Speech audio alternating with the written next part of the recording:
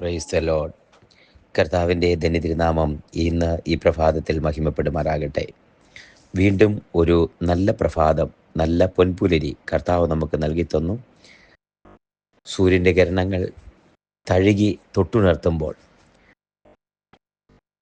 നീതിസൂര്യനായ യേശു കർത്താവിൻ്റെ പാദപീഠത്തിൽ ആശ്രയിച്ചുകൊണ്ട് ആ ശോഭയ്ക്കകത്ത് ആ വഴികാട്ടിയായിരുന്ന കർത്താവിനെ മാത്രം ആശ്രയിച്ചുകൊണ്ട് ഈ ലോക ജീവിത യാത്രയിൽ വഴികാട്ടിയായിത്തീരുന്ന കർത്താവിനെ നമുക്ക് കൃപയും മഹത്വവും ശക്തിയും ബലവും നൽകി തന്ന കർത്താവിന് എല്ലാ മഹത്വവും മാനവും അർപ്പിച്ചുകൊണ്ട് ഇന്നത്തെ വേദ വചന ധ്യാന ചിന്തയിലേക്ക് കടക്കാൻ റോമാലേഖനം 15-ാം അധ്യായം അതിൻ്റെ 13-ാമത്തെ വാക്യം വായിക്കുന്നു. എന്നാൽ പ്രത്യാശ നൽകുന്ന ദൈവം പരിശുദ്ധാത്മാവിൻ്റെ ശക്തിയാൽ നിങ്ങൾ പ്രത്യാശയിൽ സമർത്ഥിയുള്ളവരായി വിശ്വസിക്കുന്നതിലുള്ള സകല സന്തോഷവും സമാധാനവും കൊണ്ട് നിങ്ങളെ നിറയ്ക്കുമാറാകട്ടെ. റോമാലേഖനമാണ്. ജസ്റ്റിഫിക്കേഷൻ ബൈ ഫെയ്ത്ത് ആണ് റോമാലേഖനത്തിലെ വിഷയം. നമുക്കറിയാം വിശ്വാസത്തിലുള്ള നീതീകരണം. അതിനകത്ത് അതിൻ്റെ അവസാന ഭാഗത്തേക്ക് എത്തുമ്പോൾ ഈ രണ്ട് വാക്കുകൾ ശ്രദ്ധേയമാണ്. എന്നാൽ എന്ന് പറയുമ്പോൾ മേളിൽ പറയുന്ന എല്ലാ കാര്യങ്ങളെയും ഈശായുടെ വേരും ജാതികളെ ഭരിപ്പാൻ എഴുന്നേൽക്കുന്നവനുമായവനുണ്ടാകും, അവരിൽ ജാതികൾ പ്രത്യാശിക്കുക യേശു കർത്താവിനെ കുറിച്ച് എന്ന് യെശയ്യാ പറയുന്നു. എന്നാൽ പ്രത്യാശ നൽകുന്ന ദൈവം പരിശുദ്ധാത്മാവിൻ്റെ ശക്തിയാൽ നിങ്ങൾ പ്രത്യാശയിൽ സമൃദ്ധിയുള്ളവരായി വിശ്വസിക്കുന്നതിലുള്ള സകല സന്തോഷവും സമാധാനവും കൊണ്ട് നിങ്ങളെ നിറയ്ക്കുമാറാകട്ടെ. ഒന്നുകൂടെ ശ്രദ്ധിക്കാം. എന്നാൽ പ്രത്യാശ നൽകുന്ന ദൈവം പരിശുദ്ധാത്മാവിൻ്റെ ശക്തിയാൽ നിങ്ങൾ പ്രത്യാശയിൽ സമൃദ്ധിയുള്ളവരായി വിശ്വസിക്കുന്നതിലുള്ള സകല സന്തോഷവും സമാധാനവും കൊണ്ട് നിങ്ങളെ നിറയ്ക്കും. തിരിച്ചൊന്ന് പറഞ്ഞാൽ ദൈവം നിങ്ങളെ സന്തോഷവും സമാധാനവും പ്രത്യാശ സമൃദ്ധിയിൽ നിറയ്ക്കും പരിശുദ്ധാത്മാവിൽ കൂടെ. പ്രത്യാശ നമുക്ക് ലഭിച്ചിരിക്കുന്ന പ്രത്യാശയിൽ വിശ്വസിക്കുക എന്ന അളവുകോലിലൂടെ. അപ്പോ ഈ വാക്യം ഇച്ചിരി കട്ടിയാണെങ്കിലും ഒന്ന് മുറിച്ച് അതിനെ ഒന്ന് ഓരോ ഭാഗങ്ങളായി പഠിച്ചാൽ, എന്നാൽ പ്രത്യാശ നൽകുന്ന ദൈവം നമ്മുടെ അന്തരംഗത്തിൽ ഇന്ന് പ്രഭാതത്തിൽ എല്ലാ പ്രതീക്ഷകളും പ്രത്യാശകളും എല്ലാം നഷ്ടപ്പെട്ട് ഇനി എങ്ങനെയാണ് അടുത്ത സ്റ്റെപ്പ് എന്ന് വിചാരിച്ച് ഭാരപ്പെട്ട് അടുത്ത മൂവ്മെന്റിന് വേണ്ടി നോക്കിയിരിക്കുമ്പോൾ ഒരു ആലോചന പോലെ, ഒരു ഇമ്പസ്വരം പോലെ, ഒരു മാധുര്യ സ്വരം പോലെ പറയുന്നു, പ്രത്യാശ നൽകുന്ന ഒരു ദൈവമുണ്ട്. ആ വഴിയാണ് ഇനി അടുത്തത്. പ്രത്യാശ നൽകുന്ന ദൈവം പരിശുദ്ധാത്മാവിൽ കൂടി പ്രത്യാശയുടെ സമൃദ്ധി നമുക്ക് നൽകി തരുന്നു. പ്രത്യാശയുടെ സമൃദ്ധി, ആ വാക്ക് കേട്ടോ, പ്രത്യാശയുടെ സമൃദ്ധി. ഈ സമൃദ്ധി എന്ന് പറയുന്ന വാക്കും ലഭിക്കുക എന്ന് പറയുന്നതും രണ്ടും രണ്ടാണ്. പ്രത്യാശയും പ്രത്യാശ സമൃദ്ധിയും രണ്ടാണ്. നമുക്ക് ആഹാരം വേണം, അപ്പോൾ ആഹാരം കിട്ടി, ഇന്ന് ചോറ് കിട്ടി, അല്ലെങ്കിൽ കപ്പ കിട്ടി, അല്ലെങ്കിൽ ആവശ്യമുള്ളതൊക്കെ കിട്ടി. കുഞ്ഞുങ്ങൾ ഭക്ഷണം കഴിച്ചു, പട്ടിണിയില്ല എന്ന് പറയുന്നതാണ് ഒരു ആഹാരം കിട്ടിയത്. എന്നാൽ ആഹാര സമൃദ്ധി എന്ന് പറയുന്നുണ്ട്. ഈ നമ്മുടെ വീടുകളിലൊക്കെ ഉള്ള ആഹാര സമൃദ്ധി എന്ന് പറഞ്ഞാൽ എന്ത് കഴിക്കണമെങ്കിലും ടേബിളിലുണ്ട്. കഞ്ഞി വേണം, പപ്പ വേണം, ഇനി ഫ്രൂട്ട്സ് വേണോ, ഫ്രൈഡ് റൈസ് വേണോ, ഓവർ സ്റ്റേപ്പ് വേണോ, നൂഡിൽസ് വേണോ, പാസ്ത വേണോ, വേണ്ടിയത് എന്താണോ അത് കിട്ടുന്നതിൻ്റെ പേരാ സമൃദ്ധി എന്ന് പറയുന്നത്.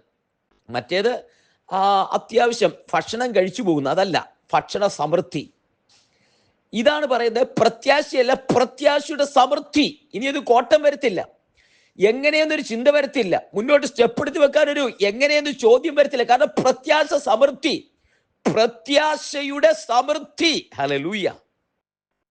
പ്രത്യാശയുടെ സമൃദ്ധി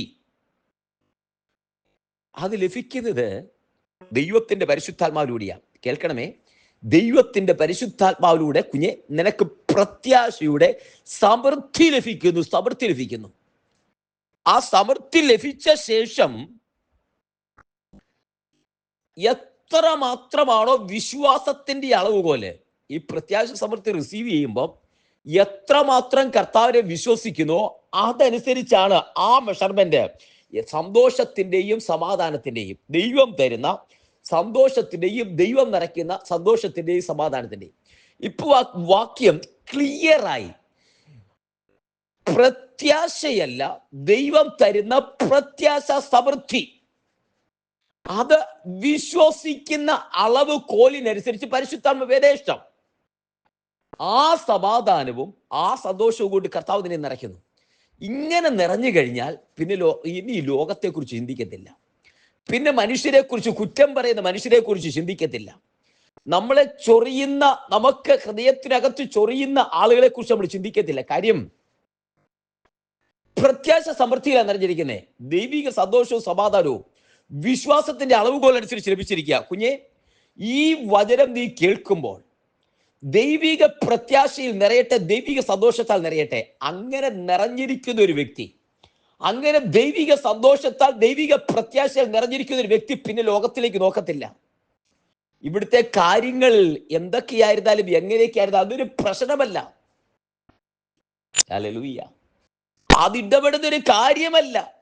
കാര്യം ഈ പ്രത്യാശ സമൃദ്ധി കൊണ്ട് ദൈവം നിന്നെ നിറയ്ക്കുക, ദൈവം നിങ്ങളെ നിറയ്ക്കുക. ആ പ്രത്യാശ സമൃദ്ധി വിശ്വാസത്തിന്റെ അളവുകോൽ അനുസരിച്ച് പരിശുദ്ധാത്മാവിന്റെ പ്രത്യാശ സമൃദ്ധിയിൽ അതിന്റെ റിസൾട്ടാണ് സന്തോഷവും സമാധാനവും. അപ്പൊ ഒരു വ്യക്തിയെ നോക്കുമ്പോൾ അറിയാം ഇവൻ പ്രത്യാശ കൊണ്ട് നിറഞ്ഞവനാണോ എന്ന്. ഒരു കാര്യത്തോട്, ഒരു പ്രത്യേക സാഹചര്യത്തിൽ, സിറ്റുവേഷനോട് എതിർക്കുമ്പോൾ, തകരുന്ന സാഹചര്യം, ജോലി പോകുന്ന സാഹചര്യം, വരുമാനം നിൽക്കുന്ന സാഹചര്യം, ആളുകൾ എതിർക്കുന്ന സാഹചര്യം, കുറ്റപ്പെടുത്തുന്ന സാഹചര്യം, ഇങ്ങനെ നമുക്ക് ഇഷ്ടമില്ലാത്ത ഭൂമിയിലെ സാഹചര്യത്തിനകത്ത് എങ്ങനെയാണ് നമ്മുടെ പ്രതികരണം? ആ പ്രതികരണത്തിൽ അറിയാം കുഞ്ഞെ, ആ പ്രതികരണത്തിൽ അറിയാം സന്തോഷവും സമൃദ്ധിയും, സന്തോഷവും നമ്മുടെ പ്രത്യാശയും സമാധാനവും. എന്തെല്ലാം പ്രതിസന്ധികൾ ഉണ്ടായെങ്കിലും അവിടെ സമാധാനമായിട്ടിരിക്കുന്ന ഒരു വ്യക്തിയെ കാണുന്നുണ്ടോ? സന്തോഷത്തോടിരിക്കുന്ന വ്യക്തിയെ കാണുന്നുണ്ടോ? യെസ്. ആ വ്യക്തിയെ നോക്ക്, ആ മുഖത്തേക്ക് നോക്ക്, ആ വ്യക്തിയെ നോക്ക്, ആ മുഖത്തേക്ക് നോക്ക്. ഇത് ദൈവം നിറയ്ക്കുന്ന പ്രത്യാശയാണ്. പരിശുദ്ധാത്മാവിൽ വിശ്വസിക്കുന്ന ആ പ്രത്യാശ സമൃദ്ധി ദൈവം കൽപ്പിച്ചാക്കിയിരിക്കുന്നതാ. ഇന്ന് പ്രഭാതത്തിൽ ഈ വചനം കേൾക്കുമ്പോൾ 100 കൂട്ടം കാര്യങ്ങളുടെ മധ്യത്തിൽ മറിയോട് പറഞ്ഞു, മറിയ നല്ല അംശം തിരഞ്ഞെടുത്തു. വാർത്തയോട് പറഞ്ഞു, പലതിനെ ചൊല്ലി വിചാരപ്പെടാതെ അത് മുഴുവൻ കർത്താവിന്റെ കരകളിലേക്ക് കൊടുത്താൽ ഒരു പ്രത്യാശ സമൃദ്ധിയിൽ കർത്താവ് നമ്മളെ നിറയ്ക്കും. അങ്ങനെ ഒരു സന്തോഷവും സമാധാനവും കർത്താവ് നമുക്ക് തരും. നമ്മുടെ ജീവിതം ധന്യമാകും. അവിടെ എഴുതിയിരിക്കുന്ന സമാധാനവും സന്തോഷവും കൊണ്ട് കർത്താവ് നിറയ്ക്കും. ആ നിറവ് പ്രത്യാശ സമൃദ്ധിയിലൂടെയാണ്.